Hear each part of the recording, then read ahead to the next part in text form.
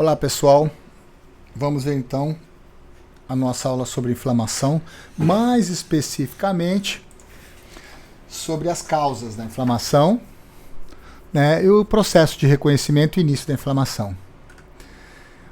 Quanto às causas, né, são quatro as causas, né? As infecções, né, são os micro-organismos que são reconhecidos, né, dentro do tecido. Já a gente vai ver detalhes desse processo, né, de reconhecimento. Mas nós temos também inflamação desencadeada por necrose tecidual, né, a célula morreu, né, e libera substâncias que identificam e são identificadas, né, e desencadeia o processo inflamatório, assim como da mesma forma quando você tem corpos estranhos, como suturas, transplantes de tecidos, né, ou qualquer outro corpo, qualquer outra estrutura que seja identificado pelas células do sistema imune como estranho. E desencadeia então um processo inflamatório que a gente chama de inflamação estéril, né?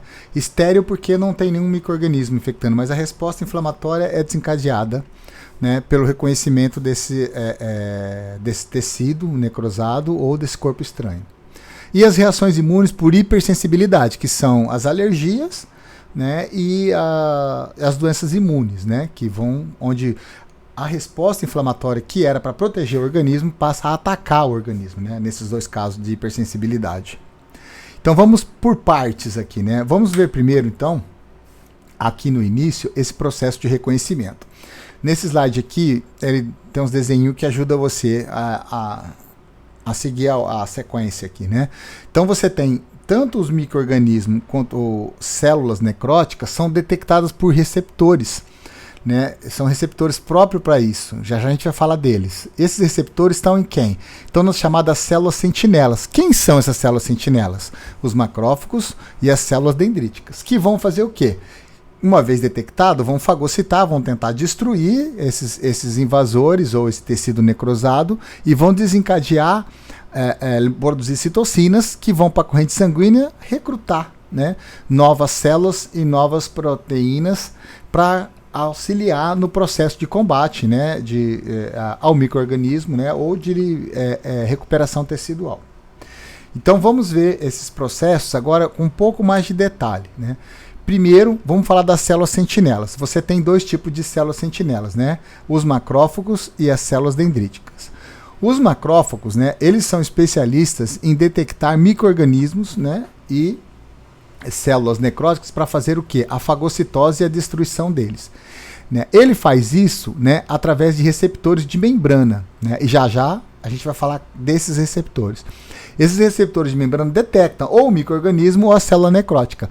Isso desencadeia a fagocitose, né? Aí você tem a fagocitose do micro-organismo ou da célula e para a eliminação deles. E na sequência, eles emitem citocinas inflamatórias para recrutar novas células do sistema imune, novas proteínas, para desencadear o processo inflamatório. Já a célula dendrítica faz um processo semelhante, né? Ela vai fazer a captação desse antígeno, vai fagocitar, vai destruir, como uma resposta inata, uma resposta que já nasce com você, tanto aqui do macrófago quanto das células dendríticas.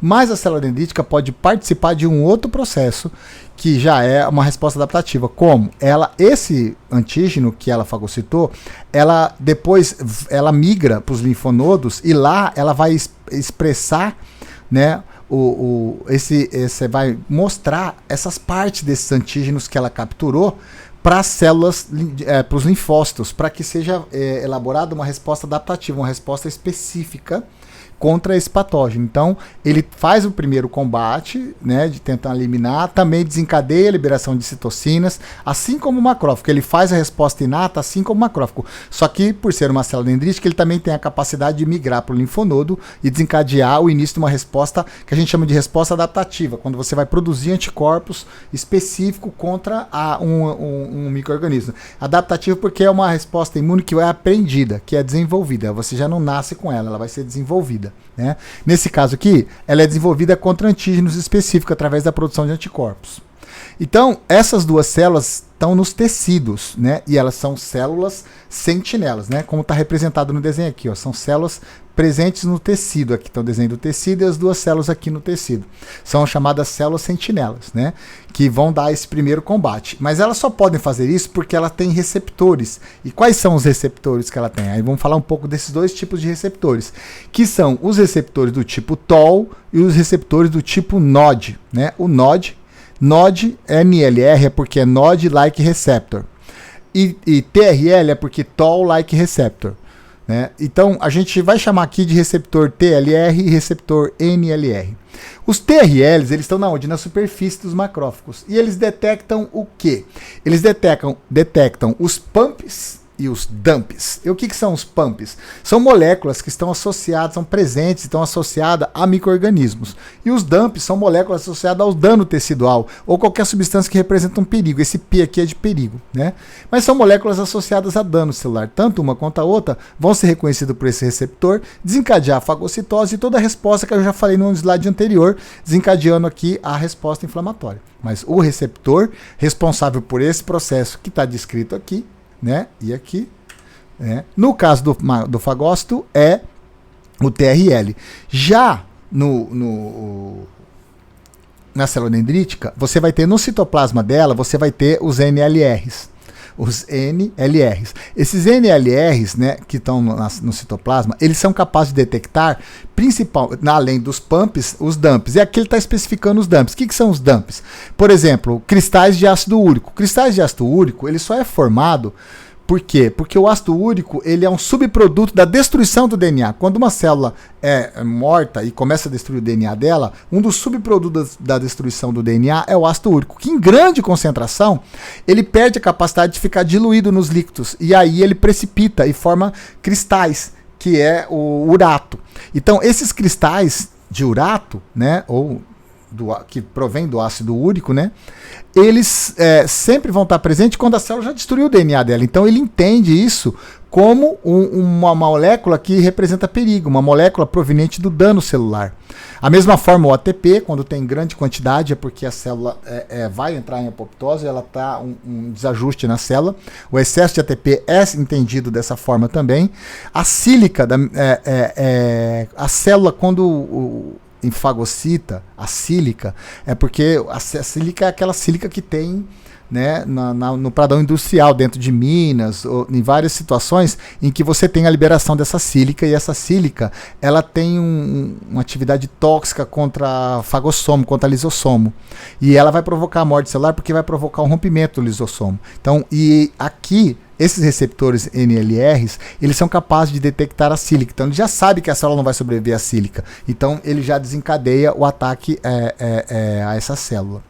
O estresse celular é detectado pela baixa concentração de potássio, né? Também vazamento de DNA ou de proteínas da mitocôndria. Todos esses elementos são detectados por esse receptor NLRs, que ele desencadeia uma sequência de cascata de reação de proteína para formar o chamado inflamossomo. Esse inflamossomo, ele vai ativar a procaspase em caspase ativa. E a caspase é que vai determinar a produção da interleucina 1, né, que é chamada de 1L, 1-beta. IL, né, de interleucina 1-beta, ou interleucina 1. E essa interleucina vai fazer a mesma coisa que as citocinas desencadeadas aqui, liberadas aqui pelos macrófagos. Ela vai recrutar células dos vasos sanguíneos para o tecido para ajudar no processo de combate à invasão ou de reparação do tecido, né? Então, essas ações executadas pelos macrófagos e pelas células dendríticas, que são respostas inatas, elas são mediadas pela ativação desses receptores, TLRs e NLRs, certo? Mas vamos supor que o micro-organismo consiga... Isso aqui tudo é no tecido. Por quê? Porque essas células elas estão na onde? No tecido, né? Então, elas combatem os micro-organismos que infectaram, desencadeiam o processo inflamatório, fazem isso, né, através desses receptores, mas pode ser que o micro-organismo consiga invadir a corrente sanguínea e não fique ali no tecido. Quando isso acontece, aí você vai ter uma resposta na corrente sanguínea feita por anticorpos, que vão atacar diretamente o micro-organismo, ou esses anticorpos vão determinar a ativação do chamado sistema complemento. Aí tanto os anticorpos quanto o sistema complemento vão combater esse micro-organismo ali na corrente sanguínea. Os anticorpos, eles podem ter uma ação de neutralização desses micro-organismos, ou neutralização não só de micro-organismos, como de toxinas também. E aqui é um desenho de um anticorpo, né? Essa parte de cima aqui, ó, do Y, né? Essa parte de cima onde eu estou passando o mouse aqui, ó, a gente chama isso de subunidade FAB. Né? E essa parte de baixo, a cauda, a gente chama de subunidade FC. A subunidade FAB é mais específica, ela é uma parte do anticorpo que se liga especificamente no seu alvo, no que a gente chama de epítopo. Né? Ele vai se ligar no alvo contra qual o anticorpo foi feito. Não, você tem um anticorpo contra a proteína ocitocina, ele vai ligar na ocitocina. Através do quê? Da subunidade FAB. Essa parte vai ligar na ocitocina. Se você tem um anticorpo contra noradrenalina, essa parte que vai ligar na noradrenalina. Essa parte FC é tipo uma identidade do anticorpo, né? Essa parte chamada aqui de FC, certo? Então, o que acontece? Quando você tem uma toxina ou um micro-organismo, a subunidade FAB é que vai se ligar especificamente a esse micro-organismo ou a uma substância, uma toxina, tentando fazer o que? A neutralização dela, porque a hora que ele liga, ele altera a conformação, altera o funcionamento, aquele micro-organismo não consegue mais funcionar, aquela toxina perde o efeito. Né? A outra forma é através da opsonização. O que é esse negócio de opsonização? É uma marcação para destruição, ou seja, você tem esses anticorpos, os anticorpos se prendem, ele não está mostrando nesse desenho os anticorpos, mas imagine que esse micro-organismo aqui, ó, pode ser esse aqui, ó, que está com o anticorpo marcado aqui. Era até bom ter usado esse desenho aqui. Mas o que eu quero dizer aqui é o seguinte, quando esse micro-organismo tem preso nele um anticorpo, essa parte aqui é o FC, não é? Essa parte é reconhecida por uma célula, por exemplo, por um macrófago ou por um neutrófilo. Ele reconhece essa parte do anticorpo, o FC. Quando ele acha esse FC, ele fala assim, opa, o que tiver ligado nele eu vou ter que fagocitar. E desencadeia a fagocitose. Como é que ele acha? Ele acha porque ele possui o chamado receptor FC. Então, esse desenho que você está vendo aqui, ó, é a representação do receptor FC. O que é o receptor FC? É um receptor que identifica a subunidade FC do anticorpo. Então, quando um micro-organismo é ligado nele um anticorpo, esse macrófago ou neutrófilo identifica essa subunidade FC através do seu receptor FC. Quando isso acontece, desencadeia aqui a fagocitose e esse micro-organismo então é fagocitado. E o outro mecanismo é quando você tem uma célula, que não está bem representada aqui, mas quando a célula é muito grande. E quando a célula é do teu próprio corpo, uma célula infectada por vírus, por exemplo, ou uma célula infectada por um micro-organismo que tem atividade intracelular. Então, essa célula ela vai ser também marcada por anticorpos, mas aí nesse caso ela vai ser marcada, né, por esse mecanismo de citotoxicidade celular dependente de anticorpo. O que é isso? Citotoxicidade celular dependente de anticorpo. Funciona parecido com esse primeiro sistema aqui. Você tem um anticorpo que se liga, né, no caso, aqui se liga no micro-organismo. Esse aqui não, ele vai se ligar na célula do seu próprio corpo que foi infectada por um vírus, por exemplo. Então, esse anticorpo aqui, em vez de ligar no vírus, ele vai ligar na célula do seu corpo que foi infectada pelo vírus. E o que acontece? Essa célula aqui, ó, né, por exemplo, é uma célula chamada natural killer, é uma célula NK, mas também podem ser outras células do sistema imune. Essas células do sistema imune, por exemplo, a NK, ela tem um receptor aqui também, assim como esse aqui, que também vai detectar a subunidade FC do anticorpo. Só que a hora que ela detecta, ela não vai fagocitar essa célula. Por quê? Porque a célula do seu corpo é muito grande, ela não consegue fagocitar. Qual que é a estratégia dela? Você está vendo que ela tem esses pontinhos aqui, ó, esses pontinhos estão representando os grânulos do neutrófilo, por exemplo. Né? Esses grânulos, ele tem substâncias que vão abrir buracos na membrana da célula e vão determinar a apoptose. Então, esse desenho aqui é a representação da apoptose da célula. Né? Então, as citocinas que são liberadas, as enzimas que são liberadas aqui, né, elas são capazes de abrir poros na membrana da célula do seu corpo e são capazes de desencadear a apoptose da célula do seu corpo. Entenderam? Então, o que acontece? Essas substâncias aqui, essas enzimas liberadas pela célula NK, vão desencadear a apoptose da célula do seu corpo. Então, essa célula apoptótica vai destruir o vírus porque a célula vai sofrer apoptose, né? Ela vai ser digerida, né? Ela vai se autodigerir e depois vai ser digerida quando sobra só esses pedacinhos aqui. Aí, então, esses pedacinhos são fagocitados. fagocita esse pedacinho, depois esse pedacinho, porque ela inteira não consegue ser fagocitada, né?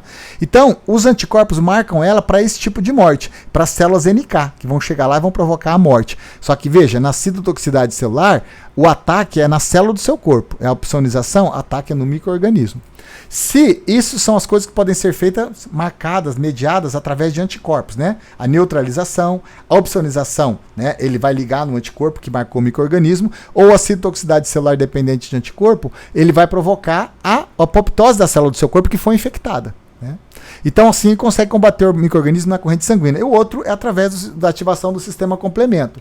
Esse sistema complemento é um conjunto de proteínas que tem na corrente sanguínea, que são ativadas por anticorpos. Esses anticorpos ativam elas. E aí elas vão fazer a mesma coisa. Através desse anticorpo, provocar a lise dos micro-organismos, né? Ou vão provocar a fagocitose do micro-organismo e vão liberar citocinas para desencadear o processo inflamatório, né?